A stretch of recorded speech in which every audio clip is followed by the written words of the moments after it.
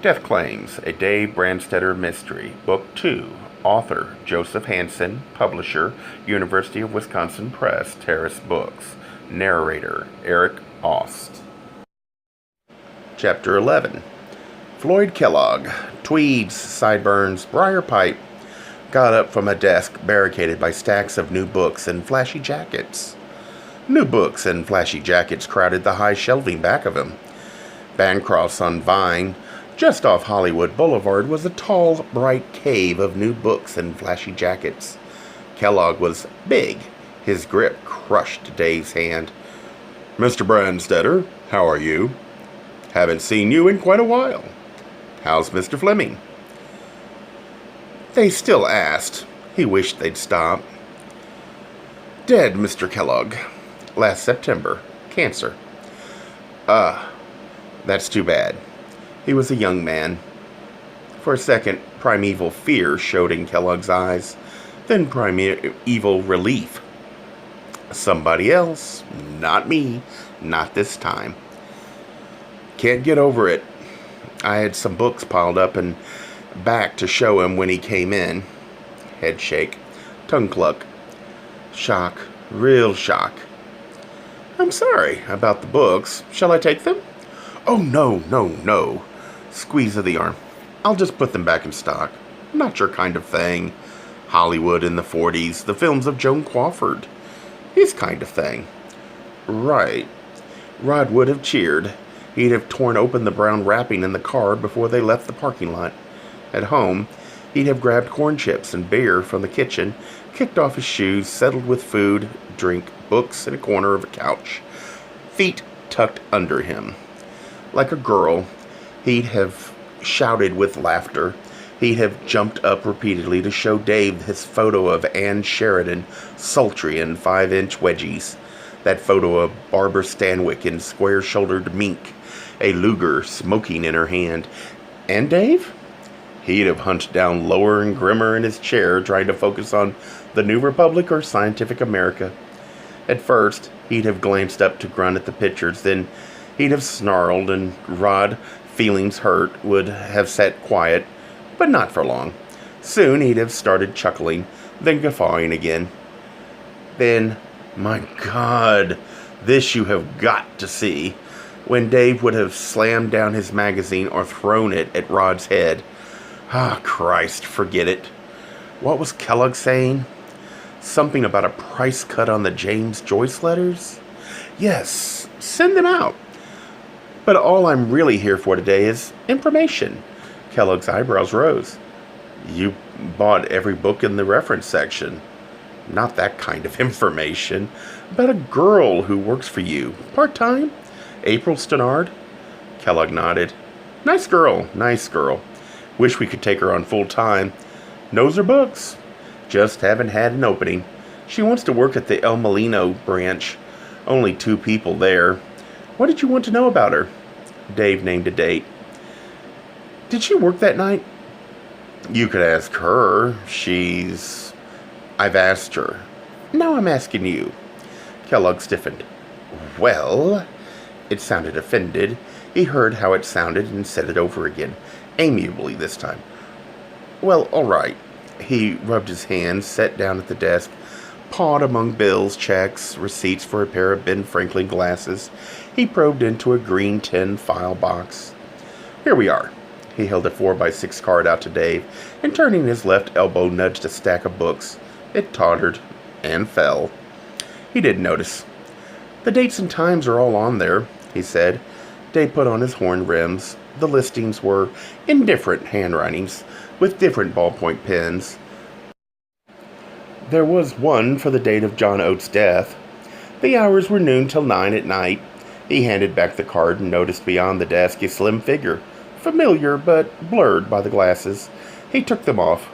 April Stannard stood there, books in her arms. The books Kellogg had knocked off the desk. It was routine at Bancroft's, picking up after Kellogg. He dropped change, sales receipts, packages. The nearest clerk retrieved them for him. April wore blue wool, cut boxy like a Norfolk jacket and only an inch or 2 longer. Her blonde hair gleamed. She'd brightened her mouth with lipstick, but grief was still in her eyes. She watched Kellogg tap the card back into the file. She looked across his stocky bulk at Dave. "That's my card." "Why?" "People lie to me," Dave said. "Not all people, but some people. It helps to know which." "You thought I could have?" She broke off, glancing at Kellogg, color coming into her face. She set the books down hard, turned fast, walked away. "Just a minute." Pushing the glasses into his pocket, Dave went after her, knocking against browsers at tables, shelves. She moved briskly but blindly into a trap, a doorless corner of the children's section, under the mezzanine. Fluorescent tubes close overhead here, glaring off the flat, bright colors of the books. He caught her arm, turned her. She jerked away, tear tracks crooked down her face. Her words came out low, trembling, and very angry. Why would you think such a thing?" "I don't think anything." He handed her his handkerchief. "I'm trying to find out what to think." "And you don't care?" She blotted the tears, blew her nose.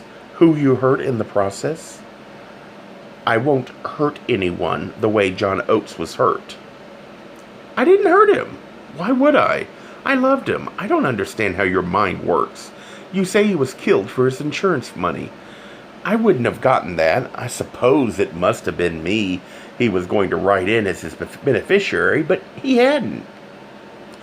In my job, money is almost always the motive for murder, but police statistics put money way down on the list, and I don't like long odds. You were closest to him. Lovers kill each other. With depressing regularity, Miss Stannard, for all kinds of reasons. You are a terrible man," she said. Kellogg lumbered up. "Something wrong?" "Miss Stannard and I are friends. We're having a small misunderstanding. It won't take long." Kellogg blinked, worked his jaw, grunted. He took a nervous step backward. A pale little boy squatted at a book rack. His floppy gray t-shirt was stenciled, "Property of San Quentin Prison." Kellogg bumped him, sidestepped.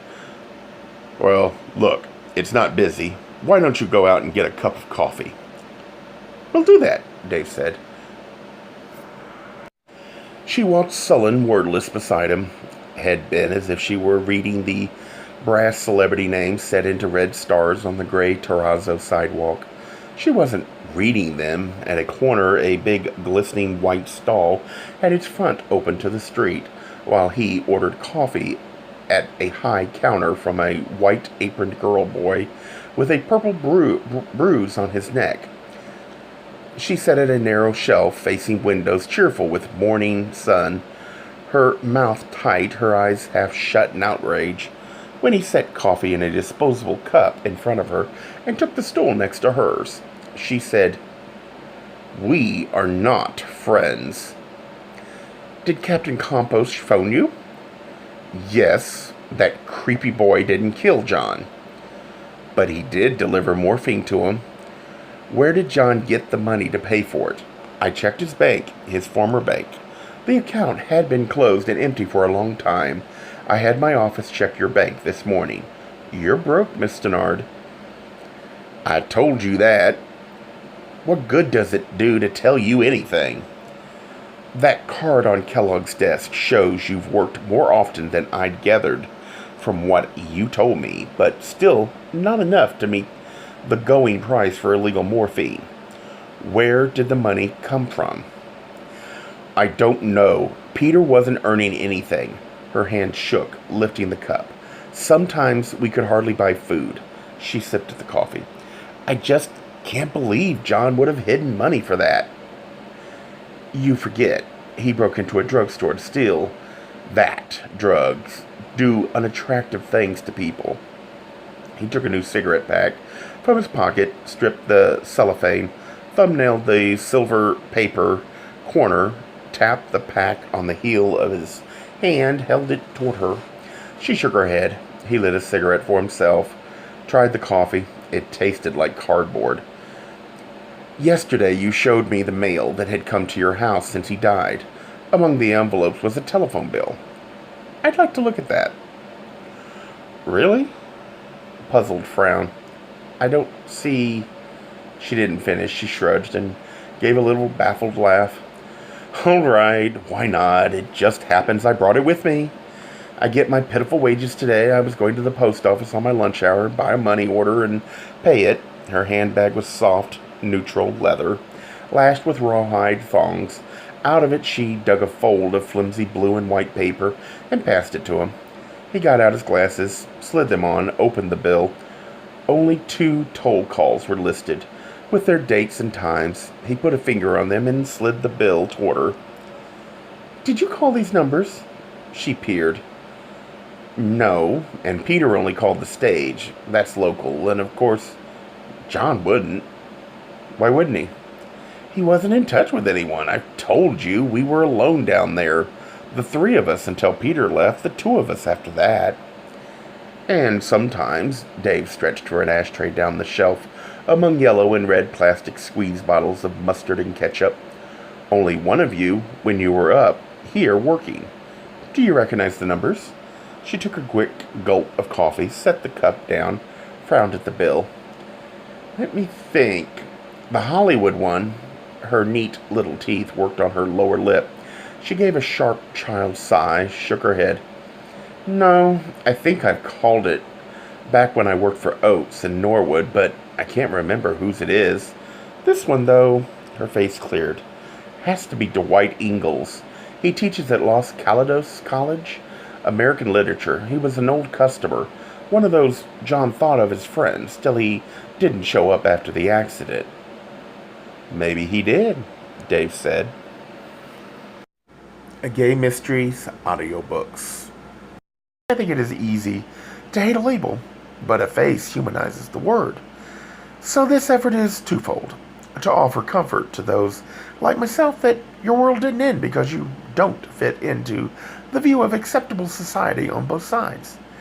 And in hopes of helping those with family that are LGBTQ, that it doesn't mean we are aliens from the child they once knew. Reassure them so they can maybe be supportive at the same time, being true to their values.